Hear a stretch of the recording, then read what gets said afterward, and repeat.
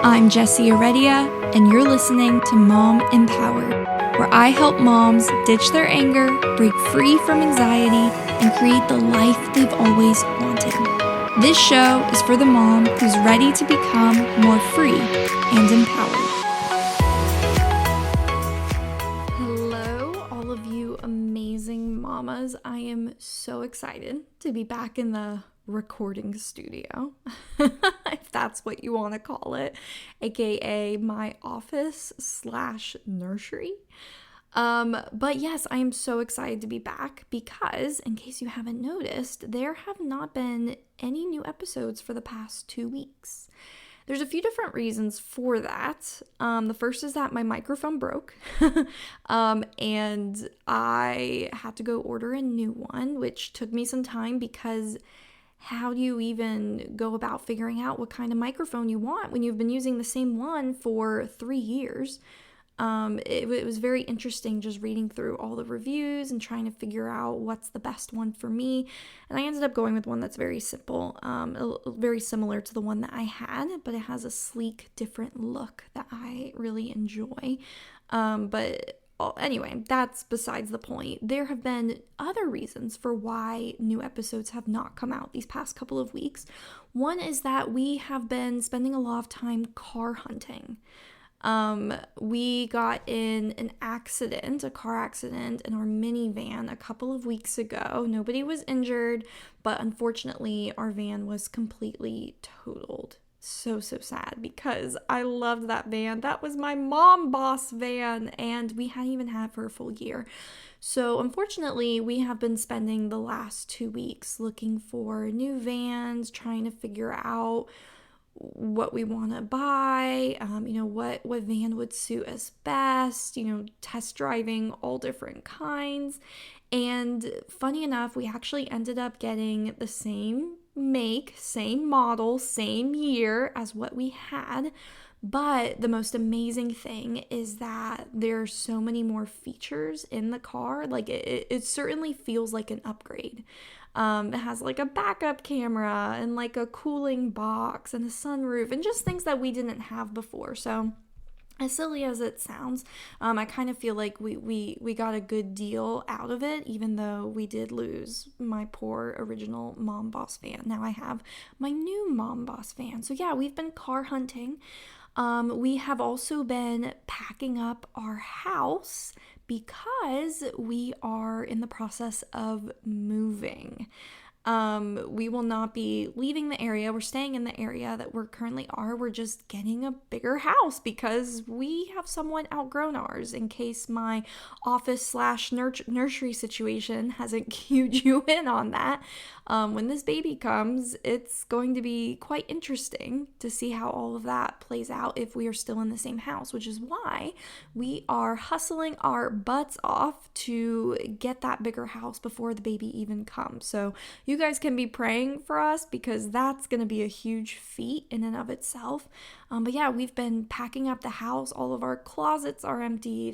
We have our garage filled to the max with boxes and just all kinds of stuff. We have painters and contractors coming, and we're really excited, but also really busy.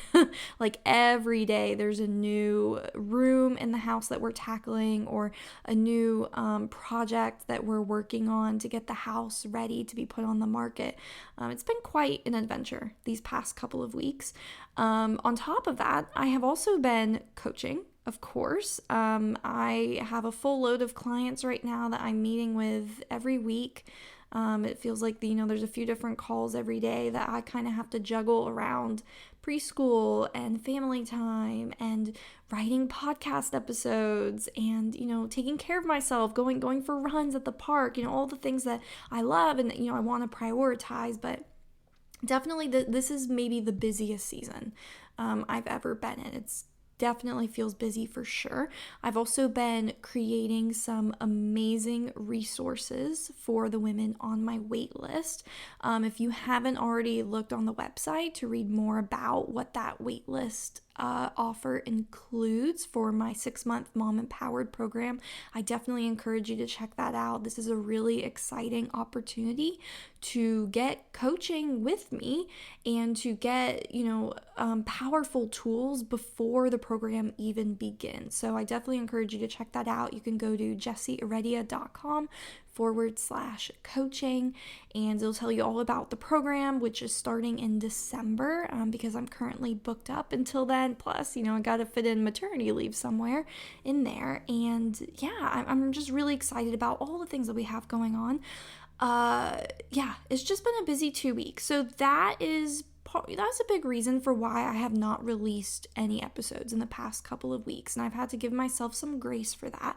But what this episode today is about is actually, it's about time. It's about owning your time. And I'm going to be talking a little bit about some mind drama that I have had these past few weeks around the topic of time. And I have a feeling that a lot of you guys will be able to relate to this. The thoughts that I'll be sharing are probably thoughts that you have had or maybe are currently having. So when all of this started happening, first of all, us deciding to move, and then, our car getting totaled, and then me starting to get behind on work as a result of trying to juggle those things, and then also my husband getting a new work schedule. Like, there's just been a lot going on. But with all of that happening, I have had a few thoughts that just started swirling around in my head, and I had to really be intentional to pinpoint what these thoughts were. Like, I knew that I was definitely feeling overwhelmed and stressed, but what I realized is that at the core of this overwhelm and the stress were these thoughts of, I don't have enough time. I don't have enough time. I'm losing time. My time is being taken from me. Goodness, guys, I have really been, when the whole car thing went down, I really did feel like my time had just been taken from me. I'm so far behind on my to-do list. I'm so far behind in life on my tasks. These are all thoughts that I had a couple of weeks ago, right when all of this stuff started happening. And like I said, these thoughts were creating these feelings of stress and feeling overwhelmed.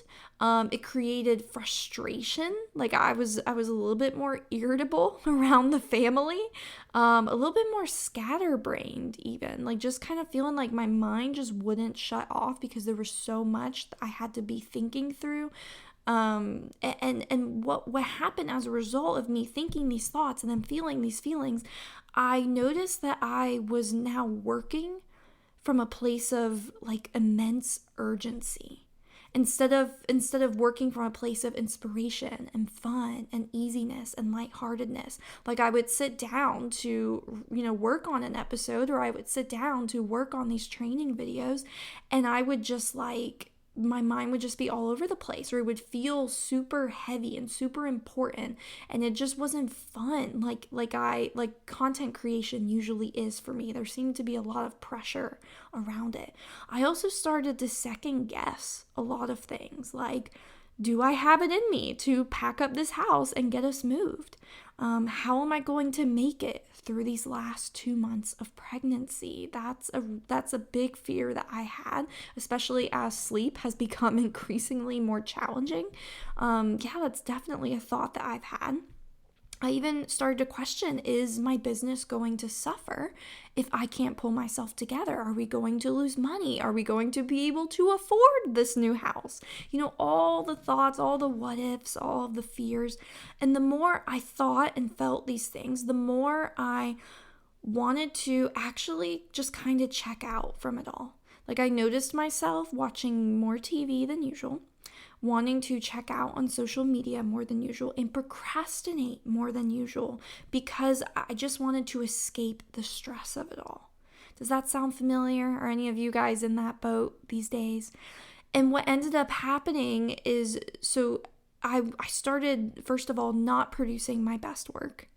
As you could tell, I didn't even come out with new podcast episodes. So I was not producing my best work. I was not staying on top of things. I was not feeling my best or showing up my best.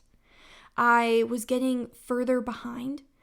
I was kind of wanting to change some of my goals or even stop running after them altogether. And all of this just perpetuated the belief that not only do I not have enough time, but I will never have enough time. So might as well just give up now.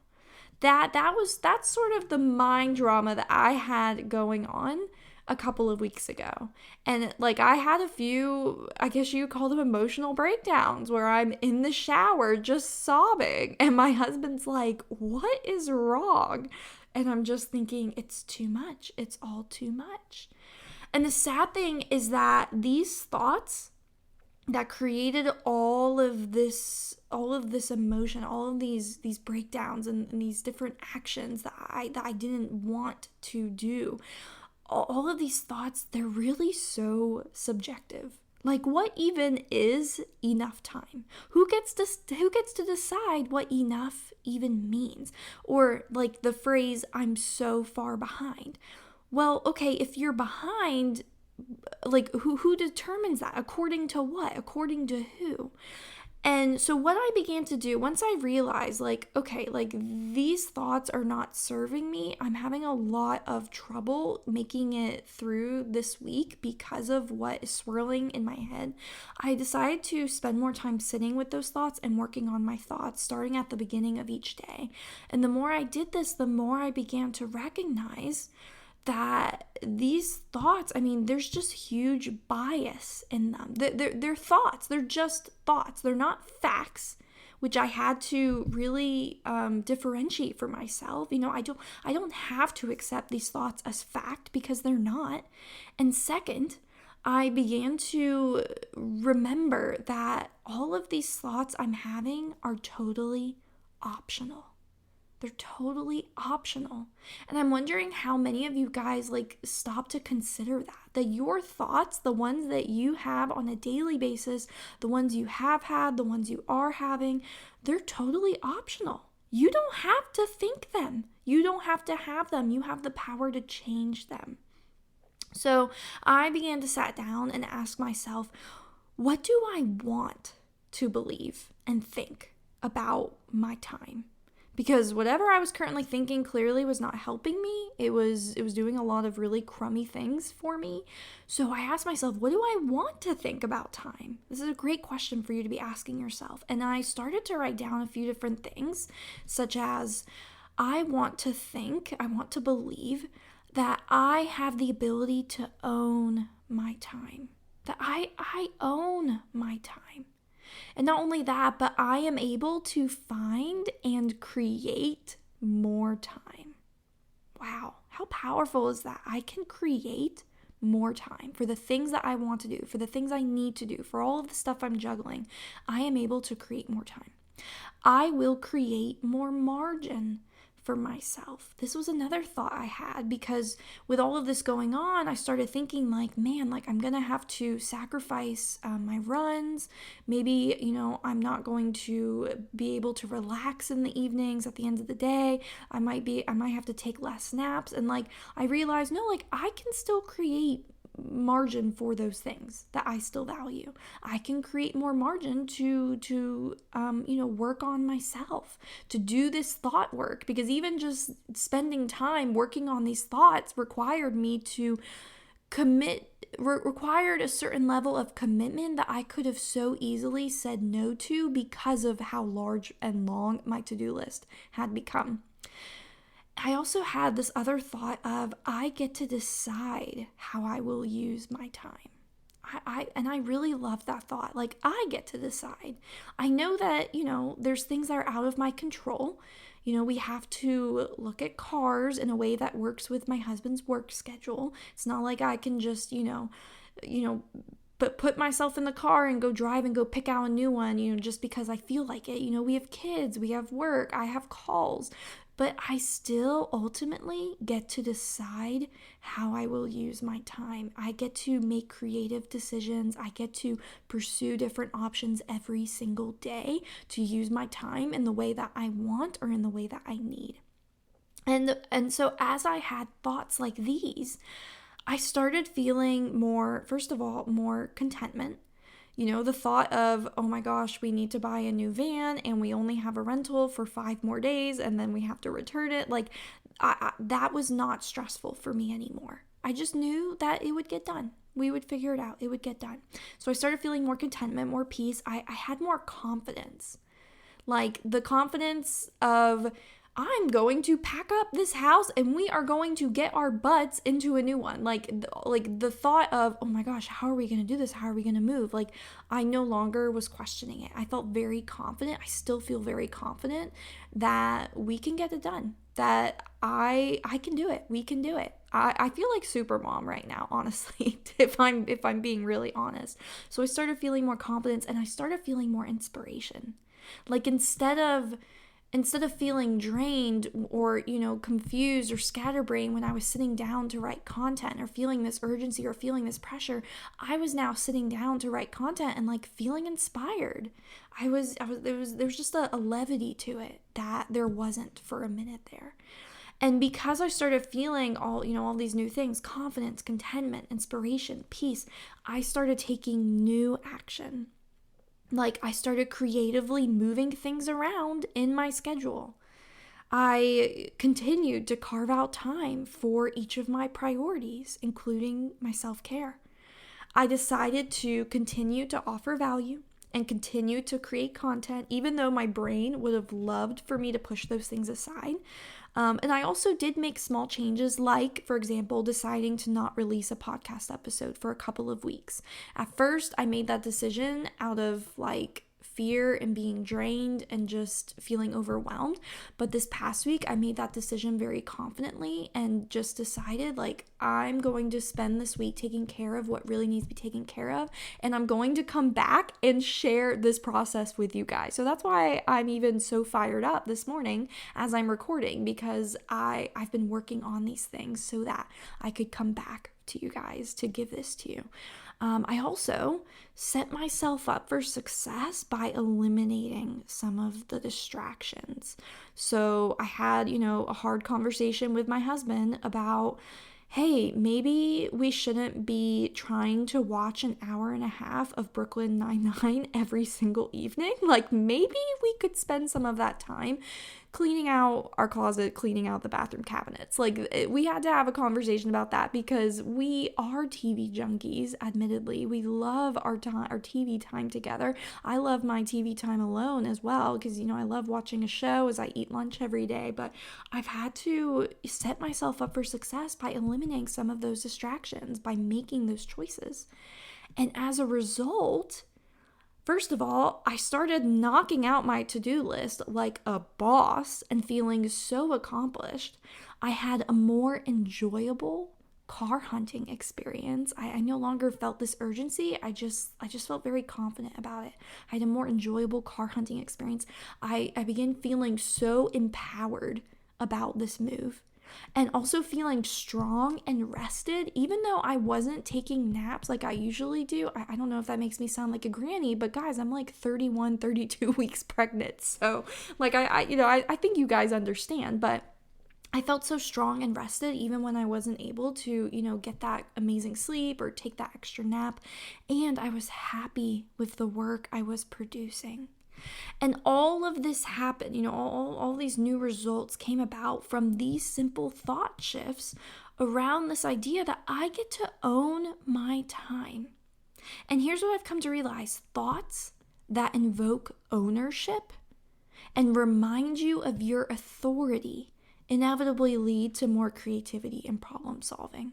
They just do. Thoughts that invoke ownership and remind you of your authority inevitably lead to more creativity and problem solving, even when interruptions of life come, even when your life gets interrupted. When you choose these kinds of intentional thoughts, like I get to own my time, I get to make time, I can create time, I can change the way I spend my time, then you are able to handle interruptions more confidently and more effectively. Whether those interruptions are your baby is skipping their nap, or your toddler just got sick and had to stay home from daycare, so you had to take off from work, or you're trying to work from home while taking care of that child. Maybe the interruption involves totaling your minivan. Or I would say definitely COVID. I mean, what has been more interruptive to our life this year than COVID? And I don't want you to misunderstand me here. What I am not saying is that these interruptions are easy and that they're not challenging to deal with, because they are. They are challenging. This year especially, we are collectively experiencing more difficulty and more stress and more pain. And yet, even what is difficult can still become bearable, tolerable, even a blessing in disguise when those things are examined through the lens of you still having absolute ownership over your time. You still having the authority to get creative in how you structure your routines or what you do with your to-do lists. You still having the ability to solve problems and confidently make decisions in order to get your needs met and still do what needs to get done. So again, I want to ask you the question. This is how we're going to end today's episode, with me asking you the question: what do you want to believe? What do you want to think about time? Do you want to believe there's not enough time? My time is being taken from me. I'm losing time. Or do you want to practice the thought, there is just the right amount of time? I can find and create more time. I am the one who owns my time. Imagine how differently you would feel and behave and show up in the world if you were to choose those thoughts instead. Do you want to believe I'm too far behind, I'll never catch up, there's just too much to do, and then experience all of that overwhelm and inaction that comes from those kinds of thoughts? Or do you want to live from a place of full ownership that builds confidence and eases your stress and pushes you to take action and stay on course with what it is that you're most wanting? How you choose to think about time will ultimately determine what you do with your time. Choose your thoughts well, and you don't have to be a slave to that nonstop hamster wheel that so many people are running on. You don't have to be a slave to that anymore. You don't have to run on that hamster wheel. Choose your thoughts well, and you may find that you're creating your best routines and rhythms yet. I really do feel like I am stepping into a season of an amazing new routine, even though it's being shaken up by all these different things. I am getting so excited to see like what's going to come of this. So choose your thoughts well, and you may just feel that creativity and that empowerment that enables you to create your best routine, your best rhythms yet. Choose your thoughts well, and you will be infused with the confidence to do even more than you thought possible. Maybe even pack up your house and move while 30-something weeks pregnant.